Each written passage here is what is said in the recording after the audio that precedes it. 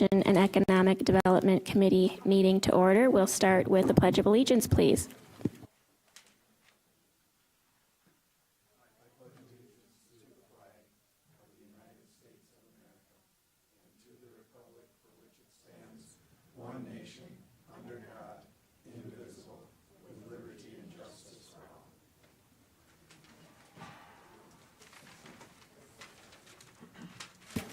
Next is public comment. I haven't had anyone approach me. Kelly, no? Okay. Then we are on to 4, approval of the February 6, 2025 Extension Education and Economic Development Committee meeting minutes. Do I have a motion? Move approval.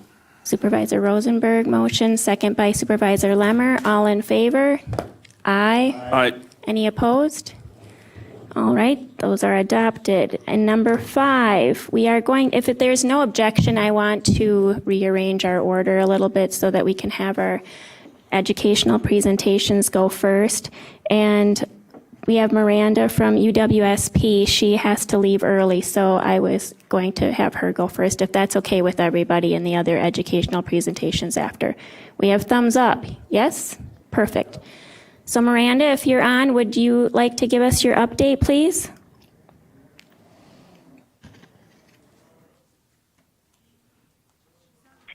Yes. Can you hear me okay? Yes, thank you. All right. Well, good afternoon, everyone. I don't have a lot of updates to give you, but I can say that for our spring enrollment, I know I wanted to update you on that. We're coming in at right around 210, which is what we expected. We always see a drop from fall to spring because we have a lot of students who stay with us for 3 semesters. So they're here fall, spring, fall, and then transition onto the Stevens Point campus or transfer out somewhere else after that. We are doing really well with recruitment for fall 2025. We continue to be up in applications, and we're also up in the number of students we have confirmed for fall of 2025. So that is good news, and our admissions counselors are working hard on getting more of those admitted students confirmed so that we have a better idea of who's going to be joining us in the fall. We had a really good admitted student day. It was a really fun day.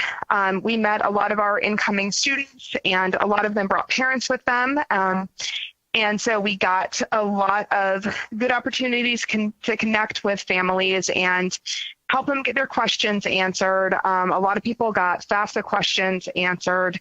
Students got their advising appointments. So I'm excited to start working with our incoming students as we get into May and June. And I'm also really happy that we have a new group on our campus.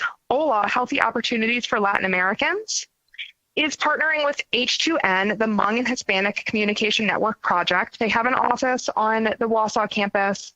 They are doing events here, and they've started meeting with clients on campus. So we feel like they're a really good partner for us to have here. And I welcome any questions. Any questions?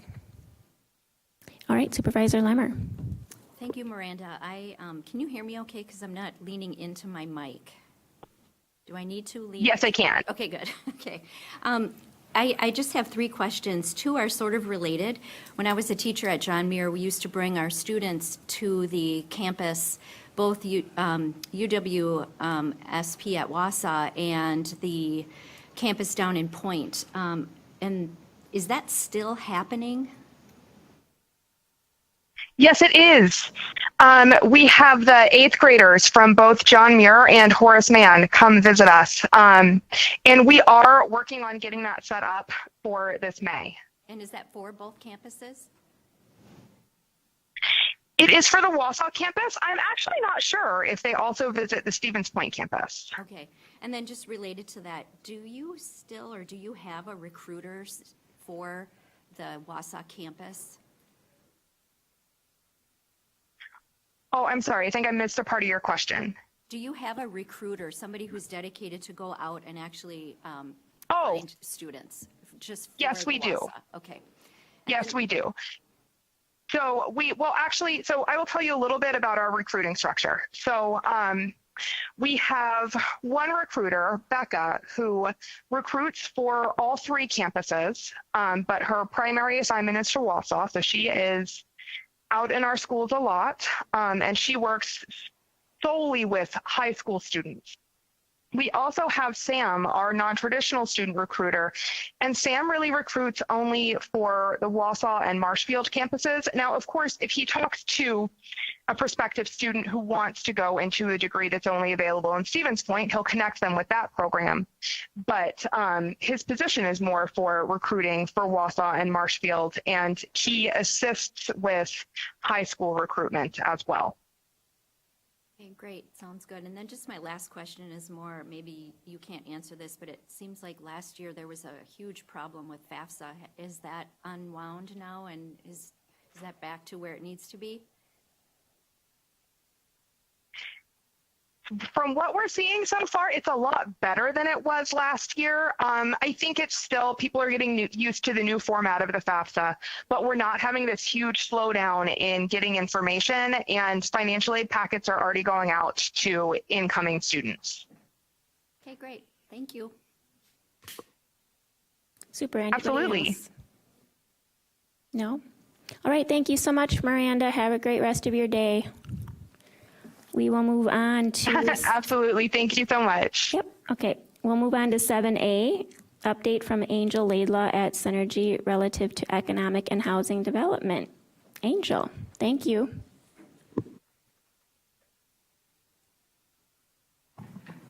All keyed up. All keyed up.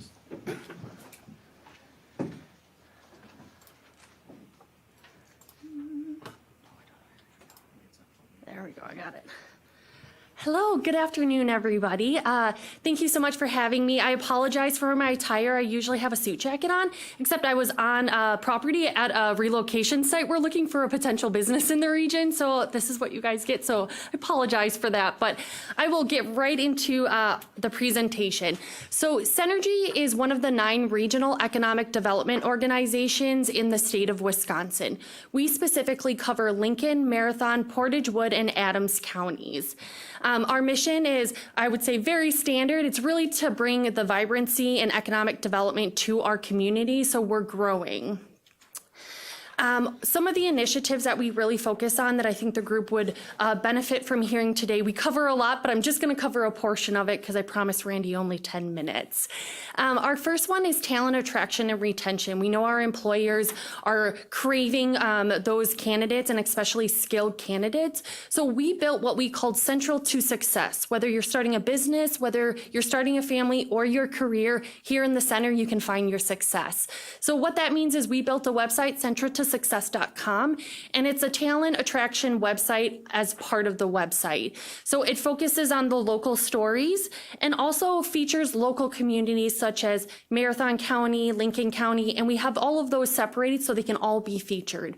We include school districts, and we link out to all of our partners, so chambers, visitor centers, and then actual municipalities. So this site's really important as we're talking about talent attraction because businesses want to know that communities are working on these efforts as part of their saying, yes, we want to come to your communities.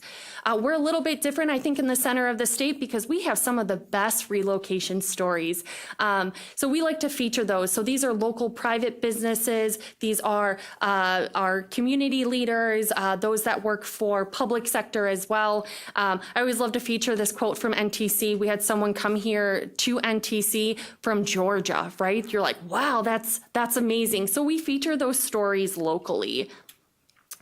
But we know when you're talking about talent attraction and retention, there's a lot that has to be taken into account. That includes housing, childcare, business attraction, and we wanted to make sure the website kind of had all that information because we know that when you're relocating, you're looking at information, school districts, and even when a business is looking to relocate to a new location, a lot of people don't know what they look at is your local school district. How are they ranked? How many individuals are attending that school? So all of those things are important for development, which is why we decided to take this lead for talent attraction. And I will share my slide PDFs with the team so you guys can have those as well. But we don't just stop there. We really want to talk about who we are, and we feature lots of different content. And because we know that marketing dollars are pretty scarce, especially when you're talking about communities and small businesses, we've developed a marketing toolkit with this material that we'll be launching in the next couple months that's free to the general public for use. And then we are investor-based, so we do get investment from private sector and education partners, and they can co-brand with some of this material. So we're super happy to have a brand and an identity. But what you guys probably want to hear just a little bit more about is really what we're doing for development specific outside talent attraction. The other portion of our website features heavily into business development, featuring how we can empower entrepreneurs, listing utilities and incentives, but also having easy access to things like transportation, infrastructure, and really talking about some of the state and regional incentives. We know each community is different when it comes to incentives, so we let them handle that, let them feature those, but then we also feature the bigger programs that are available. This little screenshot you'll see here is a program called Locate in Wisconsin. The Wisconsin Economic Development Corporation has this as their main website for attracting business, and then we get to integrate that as one of their partners onto our website. So this is only specific to central Wisconsin, but what's great is you can compare local communities, look at data and information, and then also potentially explore those local communities. And you'll see there's some kind of call out dots on there. Those are certified sites that are highlighted through the programs, and then also any ones that have other certifications. So those could be more local certifications or some national certifications as well. The favorite one I get to talk about is what we call Experience Central Wisconsin, and this is a developer tour. So what Synergy does is we bring in between 10 and 12 developers from outside our region, so they can be outside the state or outside our immediate region, and we wine and dine them, or I say in Central Wisconsin, we beer and cheese people pretty well. And what we do is we take them on a tour of downtown. We show them historical buildings and recent development that happened in partnership with our local communities, because we really want to showcase the assets that we have here. You may see this as Myron Construction. We were blessed last year. Our developer tour featured Stevens Point in Wausau. Thank you to Randy in the room. He participated along with the mayor and several other partners here in the community, and it was well received. We toured the River Life District and a lot of those projects just to really feature new development, because it's not just about the available development, it's about what has been done and the ease of that process. And again, I love to take photos, so there's quite a few in here. But we were successful with that project, and the goal of it is to get honest feedback from the local developers. So we do ask them in a very confident survey about what their thoughts are. What can the community do better to be open to more development? What would you like to see from the community? And then the biggest question we ask at the end is, do you want that local community to contact you because they want to bid on a project? I'm happy to announce that we had 2 developers, one for Wausau and one for Stevens Point, who said yes to that question and who are currently working with the communities. So I count that as a win, of course.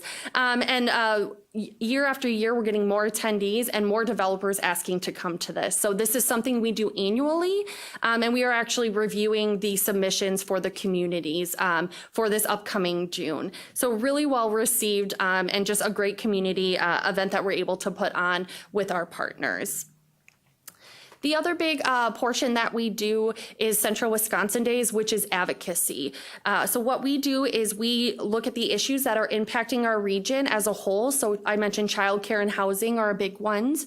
And what we do is we take those issues down to the Capitol, but we need voices like your guys' selves. So last year we had 85 attendees who went down to Madison in teams of 3 and 4 with team leaders to go into these legislators' office to say, we need change. But they don't say, we just need change. They talk about ideas, solutions, but also those stories. Stories are some of the most impactful things when you're talking to anybody about change in legislation, because we know that sometimes we're removed from situations such as childcare. So how do we know the scope unless we're in that space?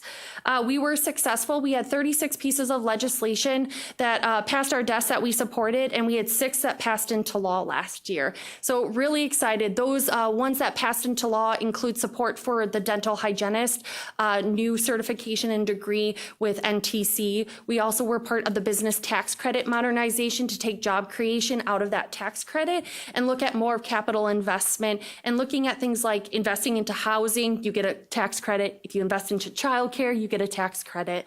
This is our team from last year. You can see we all dress pretty well for that event, and we get to showcase ourselves. One of the big things that came out of the developer tour and out of our advocacy event was the need for housing. It's still an issue. In partnership with the Regional Planning Commission, and I know you guys all hear from Sam here in a little bit, is we are conducting a regional housing study. Each of the 5 counties has a housing study or in the process of wrapping up an updated housing study, but we are missing what we're calling that missing middle.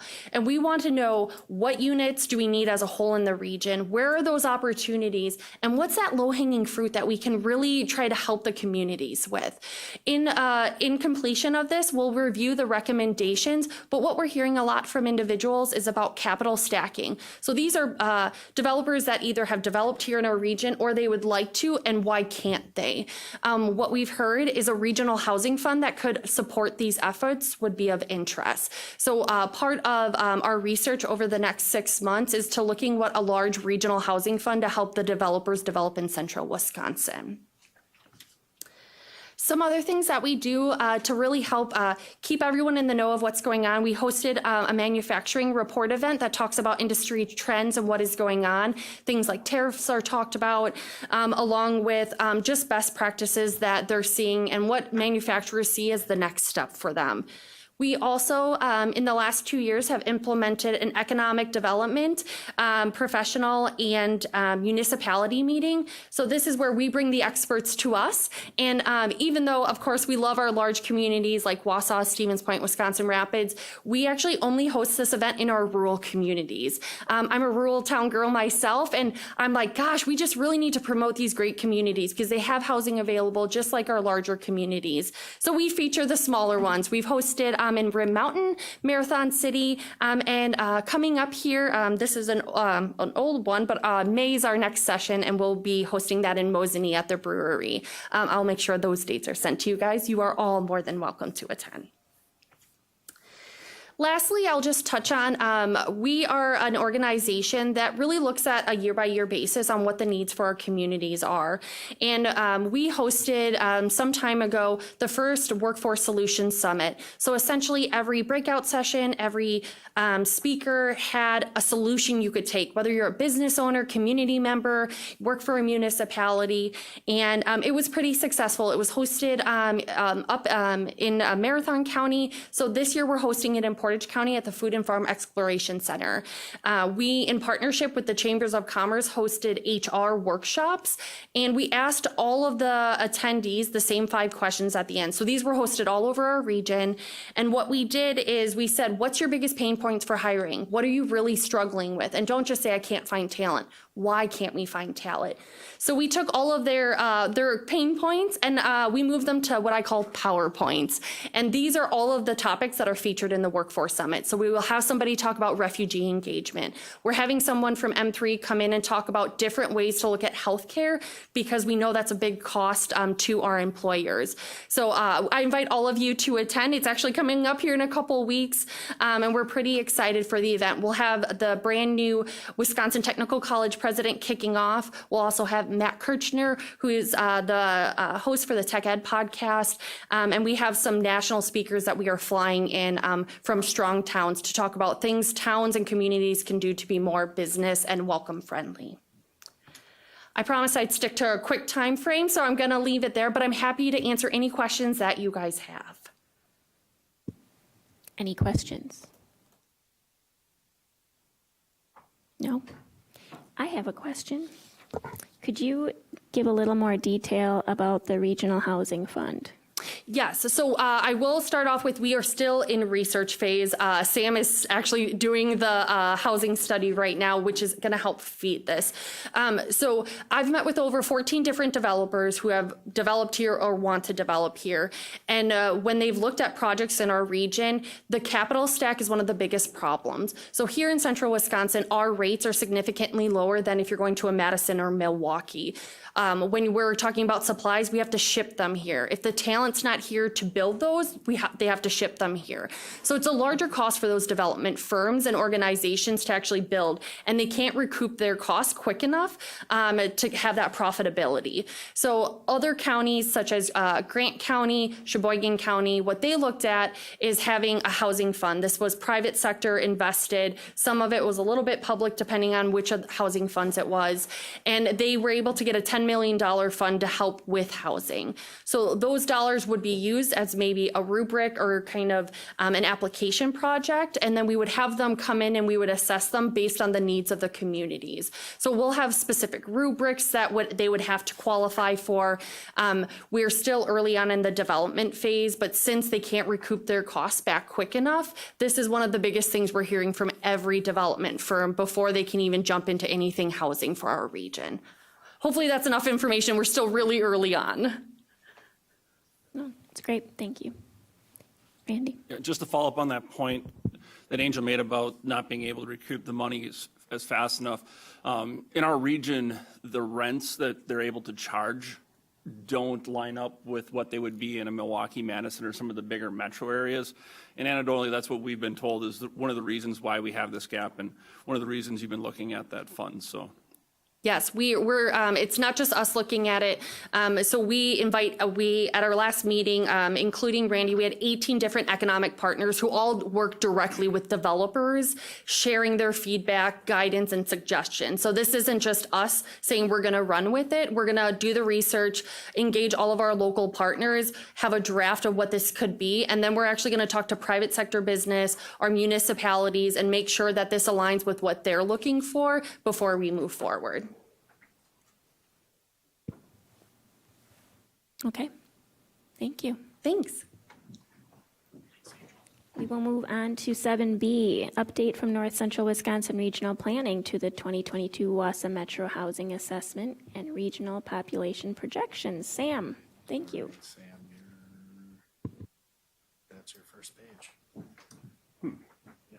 Is that you? Slide starts. Here we go. But I'll probably zoom back at those. All right. Good afternoon, everyone. As you might remember, we did a housing study for WASA and 7 surrounding municipalities back in 2022. So Lance had me come in and just give an update on where we are in terms of what we initially projected versus what's being built. And there's a lot more to it because the state also came out with new population projections. So I'll start with that and then get back into the housing. So the new state population projections, they're a lot, well, they did a round in 2013 based on the 2010 census, and we didn't grow as fast as they said we would. Now they've launched new ones based off the 2020 census, and they're much more pessimistic, I would say. But the disadvantage of them basing them off the 2020 census is that we saw an increase between 2020 and 2024. People like me who are leaving larger cities because we wanted to raise our kids somewhere more affordable, that sort of thing. So we have the optimistic ones from 2013. We have the pessimistic ones from 2025. What do we do with that? Maybe we're somewhere in the middle. We'll see. It's hard to predict this stuff, but unfortunately, we're stuck with those being the official ones based on the state one. But we do provide alternative ways of looking at that data. And the more we work together to continue developing more housing, bringing more jobs here, the more we can reverse those trends. And they're based solely on age groups, so deaths versus births and who is what age. They don't factor in things like inbound migration. So as other parts of the country become more stressful or more hazardous to live in, more people might find Wisconsin appealing. So there's a lot to look forward to, despite what you might see in these numbers. They did not come out with new household projections, so we're still going to use the ones in the study that we did back in 2022. So here is our 10-county region and how the projections look between 2020 and 2050, which some of them are, pretty dismal. But if you look at Marathon is in the best position out of all of them. And that's partly because we have a lot of younger families relative to surrounding counties. So they're, as people grow up, they're expected to remain here. So between 2020 and 2050, there's just a 5.5% decline versus some of the surrounding counties, which, can be up to almost 30%. Alternatively, there was a Marquette University study that I saw that said that Marathon was in a better position than these numbers suggest, more in line with what's going on in La Crosse, Dane counties, and the Fox cities. They're finding that those 3 plus Marathon are kind of where the bulk of the growth in the state is happening. Here's a picture I drew, just showing how even if your population is to flatline, there's still demand for housing because compared to the past, there's fewer people living in each household or housing unit. So if you go across by each row, there's 8 people in each row, but there's 4 housing units on the bottom and 2 on top. So this is kind of, we're now down here closer to 2 than, maybe half a century ago, we were closer to 4. Here's those housing study projections from the ones we did in 2022, showing the 8 municipalities who participated. Just for reference, so right now it's 2025, so we projected an immediate need of 2,077 in these 8 municipalities. Now that could be through the end of 2025, so there will be more units coming online in the coming year. So we have at least 1,190 new units. Not all of them are complete. I'll show you the sort of inventory of them in a second. I also included 181 lots. These were platted before the housing study started. A lot of them were maybe about half full. So that would be like, I think it's called Tower Pines and Cronenwetter's one of them. Just a few like that where they were already underway, but they weren't completely filled up. So I just put those kind of in as an FYI to show that more units were coming online, even though they were approved prior to the housing study starting. And then I wanted to include too, there's a 26 unit subdivision going on in the town of Stettin, just because that's, right across the street from these other 8 communities, even though they didn't participate in the housing study. And we didn't really include the ones where if you have some infill lots where a house or 2 were being built at a time, you can go into the state database and see building permits, but they only do 1 and 2 families, so you can't do like a grand total of how many units by municipality using the state level data. So this was a lot of emails and just looking at news articles. I came up with this list. There might be more that I missed, but for the most part, I got all the major ones. So you can see the unit count on the right. This is how I got to that 1190. That landmark apartments, I didn't include in that 1190 just because they were existing apartments that were renovated, but it's still important to know because quality is an issue that comes up in most of my housing studies in central Wisconsin, where when something is affordable, it costs just as much to fix it up as it would buy a much more expensive house. And then there's that Banter Hotel in Rothschild that got converted to some hotel, some part. They have variable term leases, so it's not like a traditional 12-month lease in a lot of cases. I don't know how many units are down there or how many. It looks like they have the flexibility to switch them around, so I just kind of left that as a question mark at the end, but wanted to include that as something that used to be a hotel, but people may be now living there longer than a typical hotel stay. And that comes up sometimes when you have interns or traveling nurses, seasonal workers, and that sort of thing. Are there any questions about this sheet in particular? Or can anyone think of one that I might have missed? Yeah.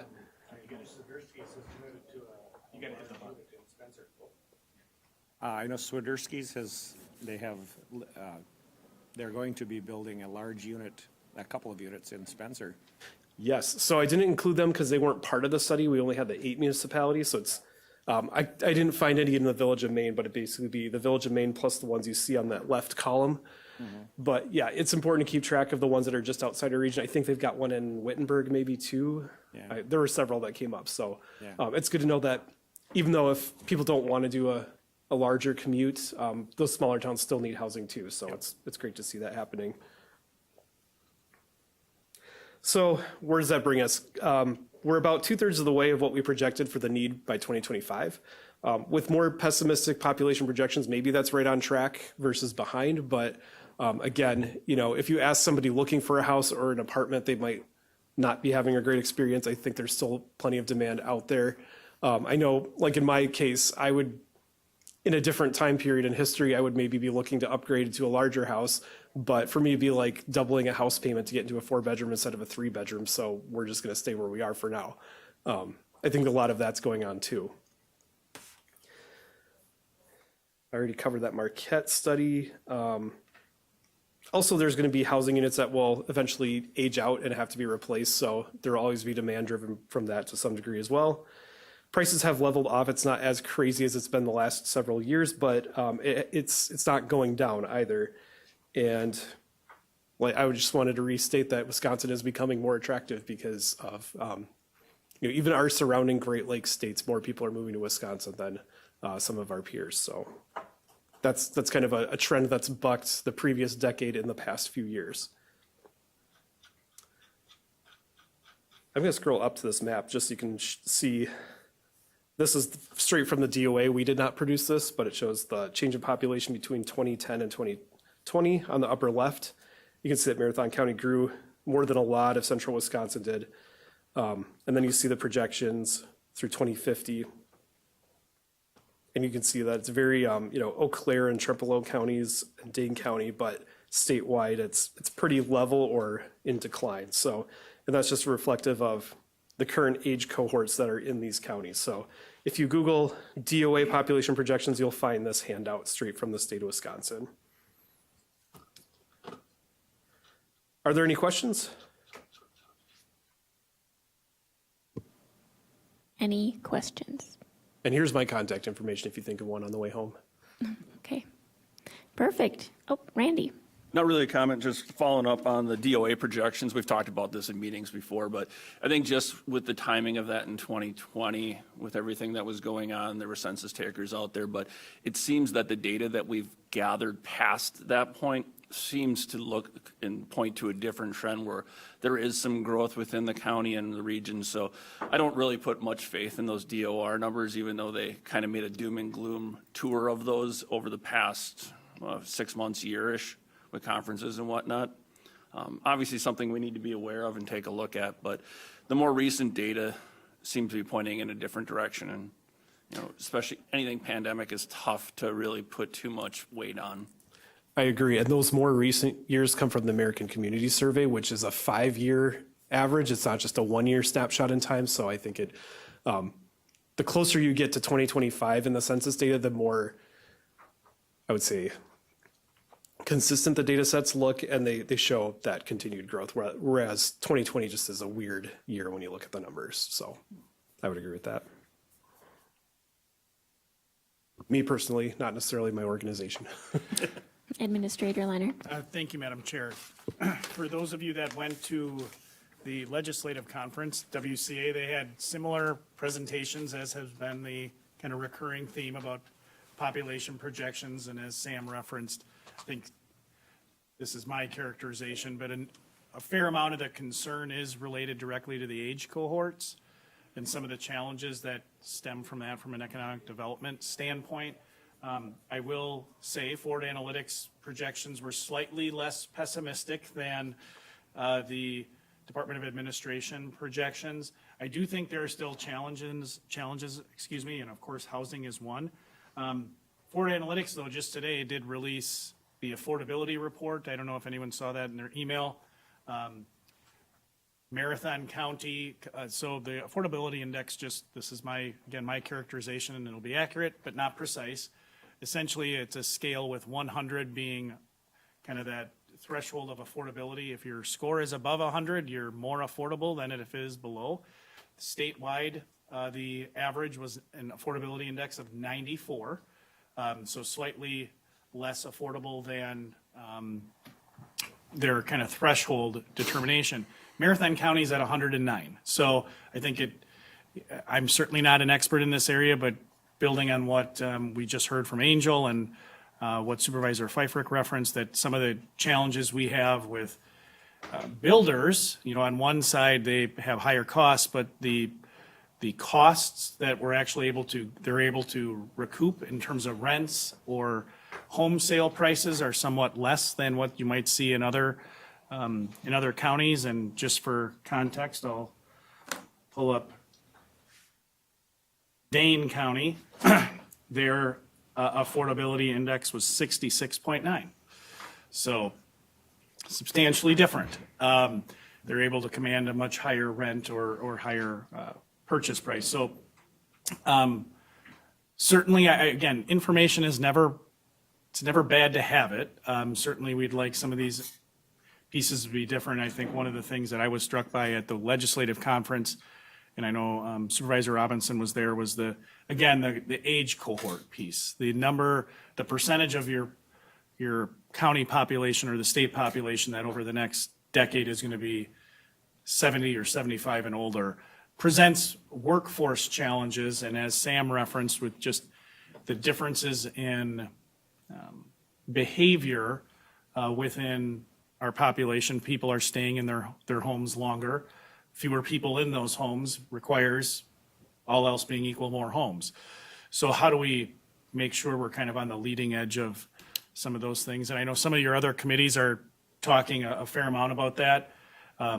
We got some direction from infrastructure and HR finance and property relative to our work with the West Side Master Plan and the Highway Shop to look at actually amending that West Side Master Plan to evaluate the potential benefit and viability of housing on that site, a more dense housing style than what is kind of the norm in the city of Wausau, which I think poses some potential positives. So that was raised, and we actually engaged a outside consultant to help us with some of that. So a lot of options that the county board is going to have to weigh, but just wanted to update you on the legislative conference. If you did want to watch any of those presentations, they're available on Wisconsin Eye. Okay, any other comments or questions? Real quick, I was just going to say, when we do our Lightcast economic development reports, they tend to add 2% to salaries here. Like, you could make 60,000, but it really has the purchasing power of more than that if you live here. So that kind of reflects what you said. And another thing too is they said that baby boomers in Wisconsin tend to come from larger than average families growing up, but then people, I'm a millennial, we had smaller family. So like my parents would have had a smaller family on average than the nationwide average. So there's even more of a pronounced difference between the two different age groups for Wisconsin specifically, which I thought was interesting. All right, well, thank you very much. Thanks for having me. We will move on to 7D, our UW Extension update. Jeremy. All right. Thank you, Madam Chair. Good afternoon, everybody. Noted it's a brief update. You know, I'm usually very wordy, but I'll try to keep it short. So a couple quick updates. I'll do the office move first. We're in the process of packing up right now, getting close to move time. We moved the week of March 17th. Plan is mostly to be closed that week, just in the process of moving everything, getting everything set up. But things are looking good. The space looks great. We're excited to be close to the other departments and have that new space and get settled in there. So that's coming up. Facilities has been great in support of getting us everything we need to move and getting the new office set up. So that's all coming together well. And then the last update I have, which was my last update for you, is that we have a new area extension director coming on board. He starts next week, Patrick Gatterman. Patrick will do an introduction, or he'll do an introduction at next month, but just a little flavor of it. Patrick comes from UW Stevens Point. He was the Small Business Development Center director, has a pretty extensive small business background himself, has some county board experience, was on the county board in Adams County a ways back. So I think he's going to do great. We're excited to have him on board. I am super excited to only do one job, so ready to have that happen. So I'll be with him for most of next week. Jason Hausler, former AED and other assistant dean, will help get him transitioned as well. But so this is my last full week of being in the AED role. So I just want to say thank you for the opportunity to work with you all, for the partnership that we have here in Marathon County with Extension, and your support of our programming, and it's been good to work with you all. So thank you. Thank you. Any questions? No? All right. Well, enjoy your single roll. Yeah, I appreciate that. Thank you. Okay, we're going to move on back up to 5A for our further consideration regarding the resolution to expand availability of workforce housing by imposing restrictive covenants on properties acquired via tax foreclosure. So Supervisor Lemmer is going to give us a little bit of a background update on what was discussed at HR Finance and Property and what kind of questions they had. So Supervisor Lemmer, thank you. Yeah, thanks. We met February 12th, which is a little while ago, so memory, not maybe perfect, but as I understood it, we talked mostly about two things. One was possible clarity issues with the restrictive covenants, really centered around the wording talks about all property would be considered buildable, but there were questions, what happens if it's ag land? What happens if it's forestry land? Is it expected that they'd be buildable there? Also, some zoning specific things, because some of our counties are county zoned and some are not zoned. And so the question really came, we want to think this through before we make any snap judgments. And then there was a second issue that kind of wrapped up into the resolution as well, because we really probably need to amend our Code of Ordinances. Section 3.2 is what deals with this. And based on the Hennepin County decision that says proceeds from the tax delinquent sales need to go back to the former owner, there was a question raised if these covenants might decrease the value of the property. Is that a liability to the county? And so one thing that was suggested that I think staff is recommending is that we do require an appraisal for these properties, which would mean we have to amend the ordinance section 3.2. And if we're going to amend it, we should make sure we add some language that talks about making our ability to recover our costs. So right now we can assess them, specials assessments, interest, penalties. We want to make sure that we can get that back as a county. And then there's some language that needs to be cleaned up. Assessment and appraisal were used interchangeably is one of the things I remember pulling from that. So the question really came to, do we do these separately? Do we do them concurrently? And we want to just make sure that we're taking the county's risks and the taxpayers and the implication to the taxpayer seriously before we move forward. So they sent it back to us to discuss. And I don't know if Chair Robinson or Administrator or Mike wants to correct me on anything, but that's my memory from almost a month ago. I think that's spot on. Those were the primary concerns. I can update you a little bit on what staff have kind of concurrently been talking about. Mike, Connie, and I met yesterday.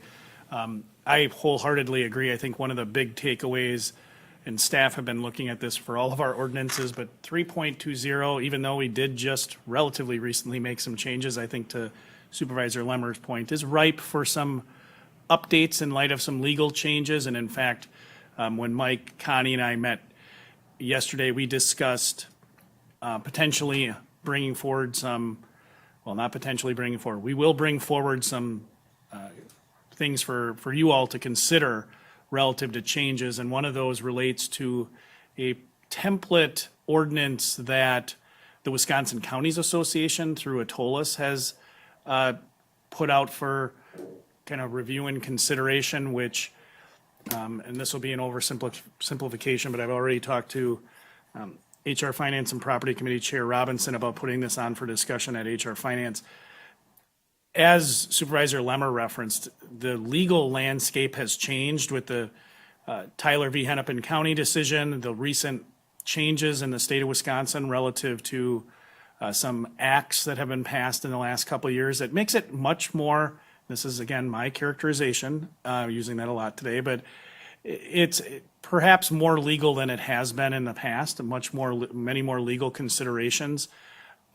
So our thought is to look at that potential of implementing some variation of the proposal from Atolis through the Counties Association to shift a lot of that work from what has been historically the Treasurer's Office to, quite honestly, I think my initial thought right now is under administration, because then I can hand it out to the various departments. A lot of that would probably live in the Corporation Counsel's office, just to make sure that we're following the right process. And I think it aligns well in our conversation to what Supervisor Lemmer just referenced, that some of the concern that was expressed at HR Finance was, I think there was generally support for the covenants to address the board's priority to address housing, but having a more scalpel-like approach to which parcels do we put the covenants on, as opposed to the blanket across all the parcels. That I think the language we had included was all buildable lots.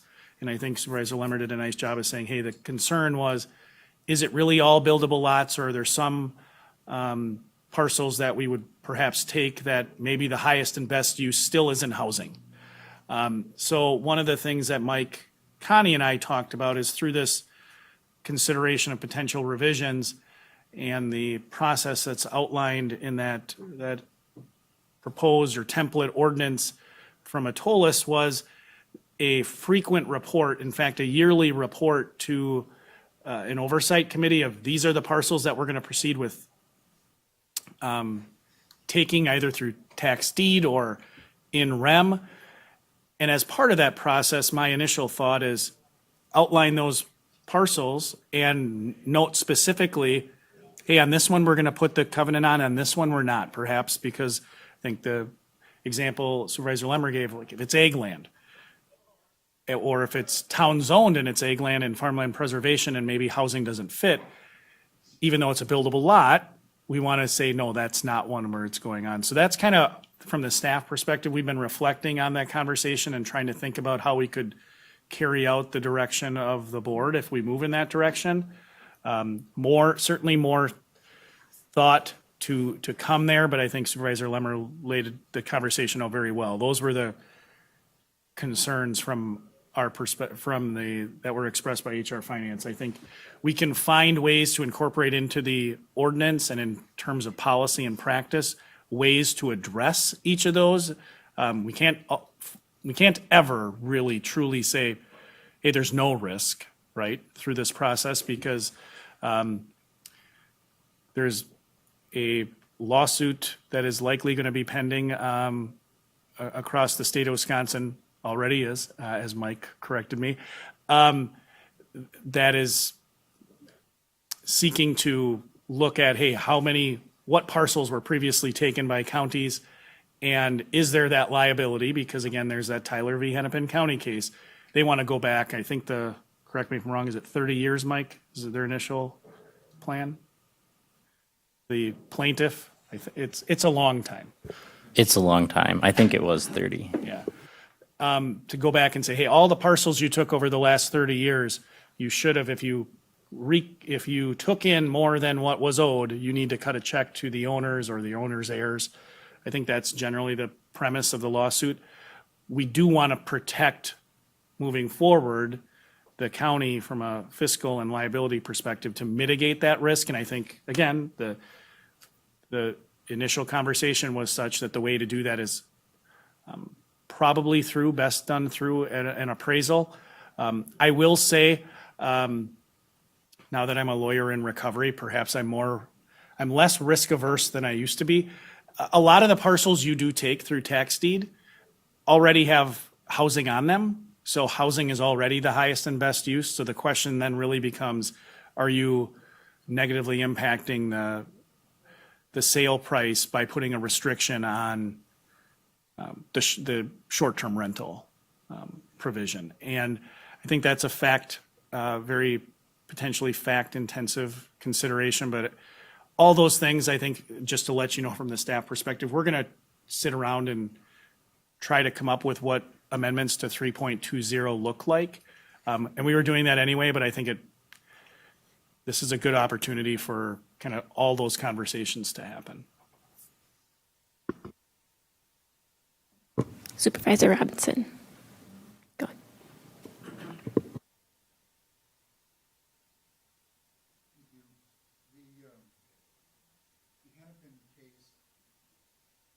The Hennepin case really got into the whole issue of a takings. And, you know, when we take them through, take the properties through tax deed and then turn around and sell it, what do you do with the proceeds above the cost of the taxes? And that's a taking. Generally speaking, historically in Marathon County, we have been very slow to take property through the tax deed process, which means that many of those properties were underwater from the current owner's perspective, which means that the back taxes and special assessments were higher than the value of the property. As we get more efficient in dealing with the issue of back taxes, the likelihood that we're going to be dealing with 10, and we can recover our costs up to 10 years, and we were sitting there looking at 13, 15 years, so we were writing off 3-5 years of back taxes. We paid every other unit of government, but we lost it. We're getting better. This issue will become more complicated. I'm very much in support of the using the county association approach, but I think that we have to be very cognizant of the timelines in the state statutes under which we act, and an annual report won't allow us to do that. So we'll have to be, if we're checking in and looking for sign-offs, we'll have to be cognizant of those responsibilities. The Treasurer's Office currently is involved in basically the tax deed and NREM process, working closely with Corporation Counsel. We have moved and transitioned into this. Once we take it, it goes to the clerk. We've been using surplus property, Wisconsin surplus property, with a great deal of success in trying to market and sell those properties. But we're just going to have to be a lot more deliberate and a lot better in terms of timelines and timeframes, and that will require quick appraisals and getting out there. But I think it's a universe that is changing by virtue of class action lawsuits, by state law, and by federal Supreme Court decisions. But I think that what the administrator has outlined is a good approach. There are a number of properties that are tax delinquent that are Superfund sites. I don't think we're going to jump on those and have those become housing developments. I'm thinking of Spickler landfill and some others. So I think that there is a triage component that will be helpful, and we might want to, direct administration to outline that policy and the changes to address it. Thank you. Any other comments? Go ahead, Supervisor Lemmer.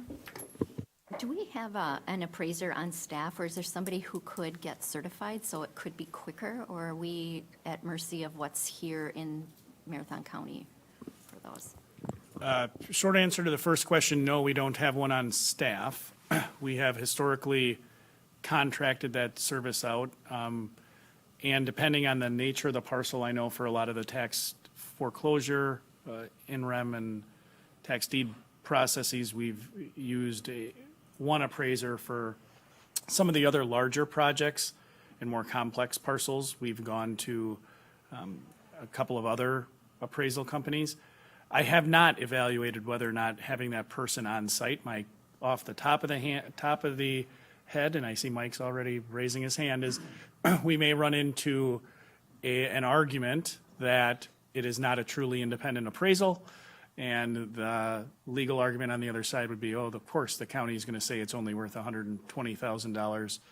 They'll go get their own independent appraisal who says, oh, no, it was $300. You owe us the difference. And I see Mike smiling and nodding, so lawyer in recovery, but still every once in a while I find something. Supervisor Pfeiffer. Yeah, I would completely agree. The independent part would be an issue I can foresee, and frankly, I don't know that it would be in our best fiscal interest to employ somebody like that. It's not entirely expensive, and they can turn around quite quickly within a couple days. So unless there all of a sudden becomes a shortage of appraisers within the county and area, I don't think it's something that makes financial sense for the county.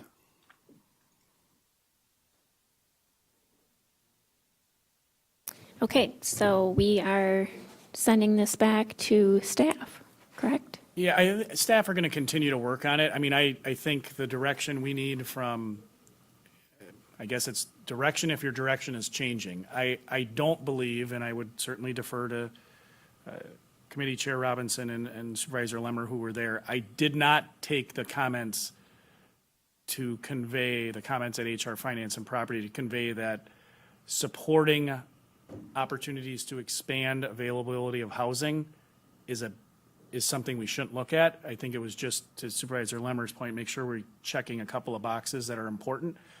And like I said, staff have some guidance on how to do that. If there are other pieces or other strategies you want us to, as we look at making those suggestions relative to amending 3.20, if there are other areas you want us to look into, please provide us that feedback. But I think we have enough marching orders right now and have had some of those internal discussions between Treasurer Beiersdorf, Mike, and myself, that I think we have enough homework for a little while. But I do see, as Chair Robinson referenced, just the conversation we had yesterday. I think there was, from the staff perspective, broad consensus on moving forward with a different approach to be more timely, as Chair Robinson referenced, and also kind of, be mindful of the fact that these are becoming more complex and require the ability to put more staff on something of this nature than, quite honestly, is a reasonable expectation of a single department, the Treasurer's Office, that has 3 people. I mean, even you look at that in the same context of simply the collection of taxes and the interplay with residents. I think there's higher expectations on that office, so allowing them to really focus on that and the receipting of taxes, getting the bills out in a timely fashion, engaging with municipal clerks and treasurers, I think is probably a better use of their skill set. And then let's align the skill sets of other departments to move forward with the tax foreclosure or tax deed and REM processes. But we'll come back with those recommendations. It's not going to happen next week, but we'll have something for you to kind of take a look at at the full board level. I would say in the next 60 days for sure. All right, excellent, thank you. 6A and B, we don't have anything, and that leaves 7C, discussion of potential role of county government in sponsoring activities and events pursuant to section 59.56 of the Wisconsin statutes, and that is Administrator Leonard. Thank you, and I'll try to keep in all the previous presentations, stay consistent. They said they were going to be brief. This really, I don't have any formal presentation. If you simply search for 59.56 in the state statutes, you can kind of read through what, this is one of the areas where we talk about the county is only able to do the things that the state legislature says you're able to do. This is an area where the state legislature has said counties can allocate funds for various types of events or activities. And historically, and Supervisor Seefeld probably has the more historical knowledge than I do here, but when I started in county administration, we did have a fund, and I think we've discussed this a couple of times previously. We did have a fund that annually, I believe it was between 40 and 50,000, it was 45,000 for a while, that was set aside through the annual budget process that then local event holders or local entities could come forward and say, hey, I have a project or an activity event that fits underneath the purview of this statute, and we would really appreciate if the county would provide some sort of funding. An example of that was the Ginseng Festival, the International Ginseng Festival a number of years ago. The county was one of the initial sponsors of that. There were studies that were done by whether it was, I believe, the chamber or other entities to look at things like childcare. That was done probably 8-10 years ago already now. So that had historically been done. that funding was repurposed, and I believe it was actually the basis for some funding with UW Extension. That's my recollection, so I could easily be wrong there. But I really just wanted to, if there's a desire from this committee to have a conversation about it, I wanted to bring that forward as an option. Of course, all of you very well know the budgets are tight, and that is not a mandated activity. Counties do not have to have a funding mechanism for those things, but it's certainly, every once in a while, I do get someone who reaches out and inadvertently or certainly inaccurately believe that I have the ability to allocate funds for anything. I don't, and I tell them if they do wish to do that, they have to make a formal request, and it would go in front of the appropriate committee. But I just wanted to, in speaking with Chair Marash, just bring it forward for discussion and allow you to begin having that. It seems like all year is budget time. Certainly feels that way for me. And if there is discussion about looking into that, I'd like to at least allow you to have that early so that I can start to think about how I might be able, if the board supports that, to incorporate that in the budget. Do we have any information as far as return on investment from the past for sales tax or hotel stays or any kind of? I don't believe so. I think that's an excellent idea, something to look at. I know just based on conversations we're starting to have with the study that is being done for the ice arenas that the board approved, working with through the FEMA BRIC grant that we received, and I can't remember the acronym for BRIC, but Building Resilient Infrastructure and Communities, maybe? That was one of the things that the consultant was looking at, is what is the return on investment if the county were to stay in that business, and what do you get from sales tax? But I'm not aware, I don't know, Supervisor Seefeld, if you recall ever getting a summary report from any of those events. I have no doubt that some of them would reference that in their application or request for funding. Yeah, at our last park commission meeting, I suggested it to Jamie to come up with a report of, profit loss or whatever we are doing to serve Marathon County. But having the ice is not one thing. It's to serve the community. We're not making money on it, that I know.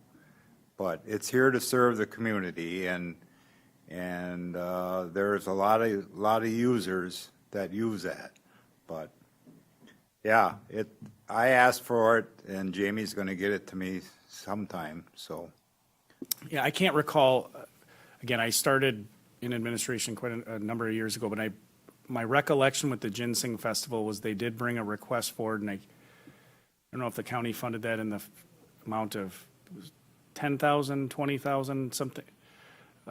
But I can't recall if as part of that application, they specifically referenced what they projected for sales tax. I know I do recall them talking about the number of visitors they anticipated having come to the area, because again, that was kind of explained as the international, and I think that was the title, the International Ginseng Festival. But to your specific question, I can't recall beyond that. I know studies were frequently discussed for funding allocations. It's kind of, this statute is somewhat similar to what municipalities have, and I would defer to Vice Chair Pfeifferich with, municipalities have the ability to utilize room tax dollars for some of that when you get into hotel stays. And the county's ability, as I understand it, to capture those room tax dollars is, I don't think we have that general ability, but you do have the ability under this statute to allocate funds or appropriate funds for these sort of activities. Supervisor Rosenberg. Rick, didn't they say they did that impact study for Rib Mountain 9 Mile, and they were trained, and what the economic, and they produce the report, but don't they have the skills to do that again for something else? Didn't they, weren't they trained? I mean, at least get a ballpark figure on it? Yeah, they did those like on 9 Mile and Rib Mountain, but they haven't done it, to my knowledge, out at Marathon Park, far as users that use the park right now. So that study I'm not aware of, but maybe there is, but I'm But not the- aware of it. But I'm thinking they could, that they have the They could, tools and they yes. have the expertise now to do it because they've been Yep. trained how to do it. Yep, yep. Yeah, they could, yep. That could be a request, so we can put that in. Supervisor Pfeiffer. Yeah, a lot of what they're talking about with those studies is software. They have the software available, like Visit Wausau has the software. And what they're doing a lot of is pulling data off your cell phone, where you're at, being able to track from that. Now, I will say that economic impact studies, there's something to look at, but you need to look at them carefully. Most of the time, what I find is that they overinflate the actual impact. They're using general numbers, and when I look at them and I think what actually, and go to an event and you see what people are doing after, I find that most of the time that it's rather inflated as to what actual value they're bringing to the community. They may be saying that people are having hotel stays when you see that majority of the people there are from the area or within, adjacent counties. So they're a tool to utilize, but I always look at them with a grain of salt. Back to the 5956, I think it is pretty similar to a room tax. What communities collect on hotel stays, and then that's divvied out, and there's a whole formula. A lot of it goes to supporting events, whether it's in that particular community or just they're going to have hotel stays from that event within the community. I'm a little bit hesitant to say that this is something that we should move forward with at the county level. It's a rather small item within the budget, and in my mind would add more operational issues for Lance and others that are dealing with these inquiries. It's real easy for him now to say, yes, we don't have the money, and he can move on with his day to a lot more important things like we talked about with Board of Supervisors at the last meeting. He's got a whole work plan. Having him sitting on the phone for 15 minutes, being as polite as he can be to tell them, he'll look into it more and then spending more staff time on it. I feel that that's a low priority within what we have to look at from our overall budget and our overall what we're doing. Supervisor Lemmer.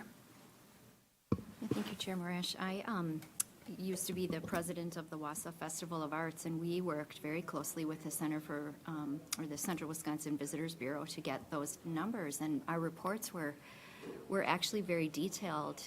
There's a formula they use, depending on, they take credit card data and they take cell phone data, how far away your phone number or your credit card is from the location. And so I would disagree a little bit with those numbers. Yeah, you see a lot of people that are here, but we were able to see, we pulled people from, up north near Lake Superior. We pulled a lot of people from the Fox Valley area, and we pulled a few people from Madison. And, we could really get drilled down, and many of those people, they're filling their car with gas and they're staying for a meal, and maybe they're staying overnight. But it was a formula that I didn't find to be overstated, because you never know what they're paying for a hotel room. But at any rate, going back to this,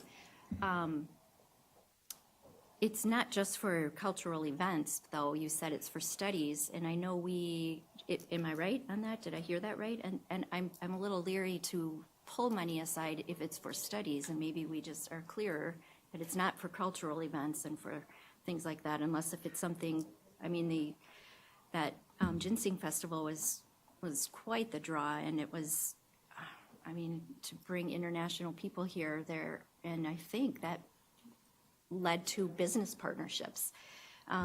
So I don't know that we should necessarily rip it out of the budget. And is that our question today? Are we not funding it, or you're saying we're going to pull it out of the budget unless if we say keep it in? Or what's your question specifically? Well, I don't necessarily have a question. I'll just start with where we are currently. There is nothing in the budget for it. That had been a number of years ago it was in there, but I want to say at least since I've been the administrator, it's been gone. In fact, I think my recollection, this funding was repurposed back in like 2018, 2019 through the budget process. So there's nothing in there right now specifically for this.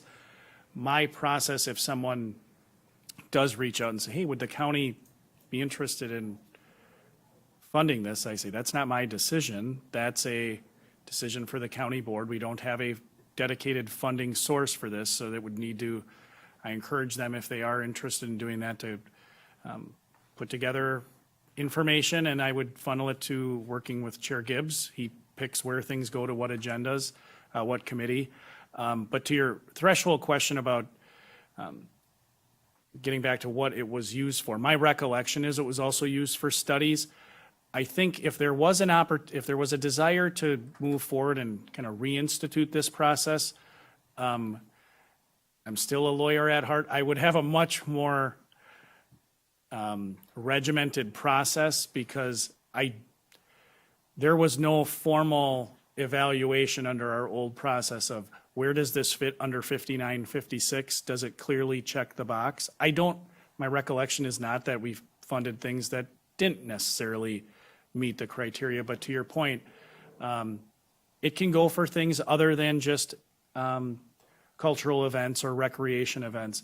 But I would make very clear, if you wanted to go down this path, it would take staff work, as was alluded to, and I would put together an application to essentially mitigate risk for the county for an individual to contend that, hey, you're operating outside of your express ability under Wisconsin law to fund these sort of things. I just wanted you to have the conversation if you want to go back, as the board has done. Sometimes your priorities change. That is absolutely the purview of the board. Right now, there's no funding dedicated for it. I believe it was discussed a couple of years ago, reinstituting this, and it ultimately didn't make its way through the budget, but it's certainly something you can look at. And I put it on the agenda because I'm not the decision maker, so I wanted everyone to have an opportunity to discuss it. So did you have something you wanted to say? To Supervisor Lemmer's point, there is really good data, and it's really interesting to look at. The data's gotten better at this point. Early on, there was a lot of issues. I'll use myself as an example of this. I'm on a shared cell phone plan. That account home is in Sheboygan County. Early on, I don't know if they've been able to fix this or not, that if I went to an event, they would think that they had a visitor from Sheboygan County there. So that's one of the issues with the data that, like I said, I don't know if this has been corrected. There's different companies. There's a lot of work going on in this. That's just one of the concerns with the data. But yes, it is really interesting, especially for our bigger festivals that are drawing from different states. It's really interesting to see where those people come from, and they can do that for small events up to bigger events. So there's a lot of geofencing and different things that take place with it. In terms of the funding, one other thing to point out is that there's a lot of different opportunities for these tourism events to get funding. And if we're just looking at a small amount, if it's $10,000 for an event, the state has large coffers for this stuff that they commonly award through for events that are bringing people into the state, into the region. There's different grant programs. Like I said, there's municipal programs for it. So I just look at it for the amount of effort that would take on our staff, for the amount of money we would be putting out. I just think that we can spend our time and money in a better way to further our mission of being the healthiest, safest, most prosperous county. Supervisor Rosenberg? Lance, is this the same $50,000 that was sort of I don't know what to call it, discretionary fund for the EEED committee? It was.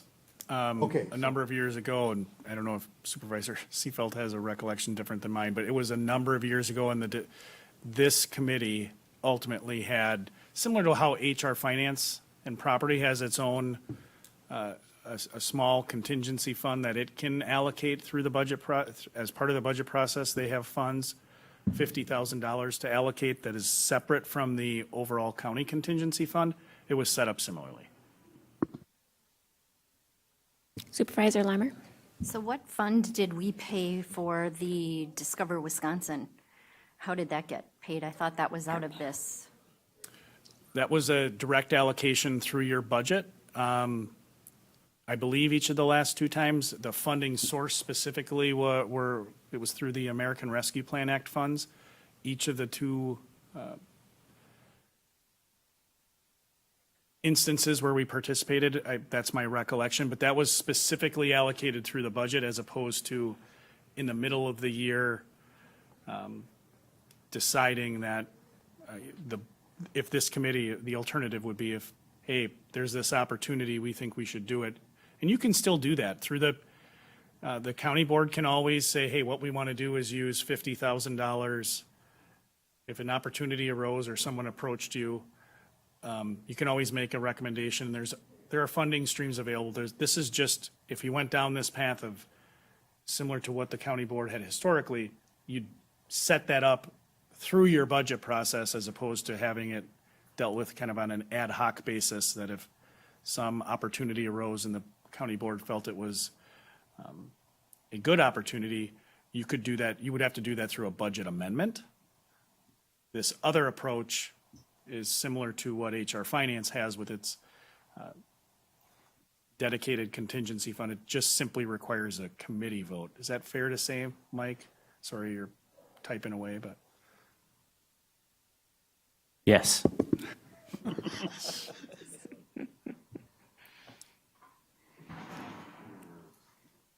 Okay, any other comments? My comment is I agree with Vice Chair Pfeiffer on this, so anybody else commenting?